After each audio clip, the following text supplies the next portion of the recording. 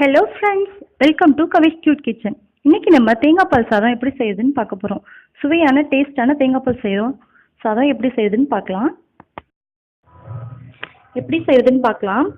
First ஒரு குக்கரில் stove on பண்ணிவிட்டு எண்ணெய் ஊற்றிக்கலாம். எண்ணெய் ஊற்றிட்டு எண்ணெய் காஞ்சதும் ஒரு பட்டை 2 கிராம்பு போட்டுக்கணும். எண்ணெய் காயட்டும். பட்டை கிராம்பு வெடிச்சிருச்சு.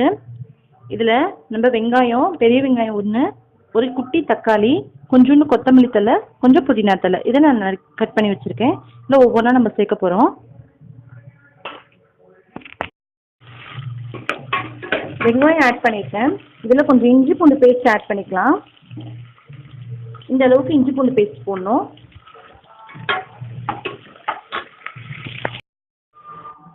ஒரு அரை மணி நேரத்துக்கு முன்னாடி இதில் 1.5 உலக்கு ஜீரக சம்பா அரிசி ஊற வச்சுருக்கேன்.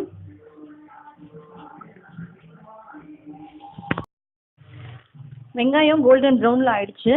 இப்போது தக்காளியும் புதினா தழை, கொத்தமல்லி தழையும் சேர்க்க போகிறோம்.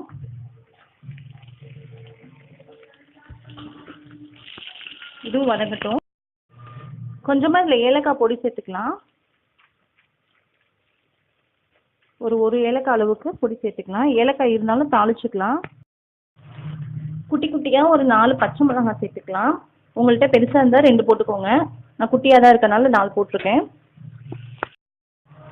அரிசிக்கு தகுந்த மாதிரி தண்ணி ஊற்றுவோம் இல்லைங்களா, அதுக்கு பதிலாக இன்றைக்கி தேங்காய் பால் சேர்க்க போகிறோம்.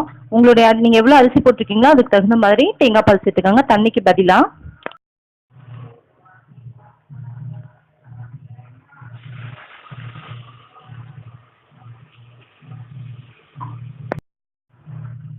இதில் நான் 1.5 டம்ளர் போட்டிருந்தேன் அரிசி.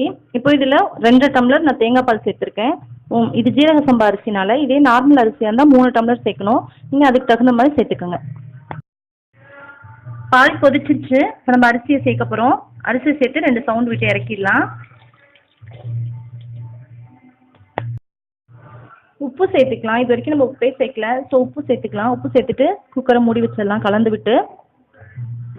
உப்பு எவ்வளோ சேர்க்கணும்னு நீங்கள் கன்ஃபியூஸ் ஆக வேண்டாம். நீங்கள் நார்மலாக குழம்புக்கு எவ்வளோ சேர்ப்பீங்களோ அந்த அளவுக்கு கனெக்ட் பண்ணி சேர்த்திங்கன்னா கரெக்டாக இருக்கும். இப்போ நம்ம மூடி வைக்க போகிறோம். 2 சவுண்டு வந்ததுக்கப்புறம் பார்க்கலாம். விசில் சவுண்டு முடிஞ்சிருச்சு. சூப்பராக வெந்துருச்சு. நீங்களும் வீட்டில் ட்ரை பண்ணி பாருங்கள். இது மேலால் வந்துட்டு கொஞ்சம் நெய் விட்டுக்கலாம். ஒரு ஸ்பூன் மட்டும் நெய் விட்டுக்கோங்க. நீங்களும் வீட்டில் ட்ரை பண்ணி பாருங்கள். பிடிச்சிருந்தா லைக் பண்ணுங்கள். ரொம்ப பிடிச்சிருந்தா சப்ஸ்கிரைப் பண்ணுங்கள். மறக்காமல் ஷேர் பண்ணுங்கள். கருத்துக்களை கமெண்ட் பாக்ஸில் தெரிவிங்க. பக்கத்தில் உள்ள பெல் பட்டனை ப்ரெஸ் பண்ணுங்கள். Thank you friends. தேங்க்யூ ஃபார் வாட்சிங்.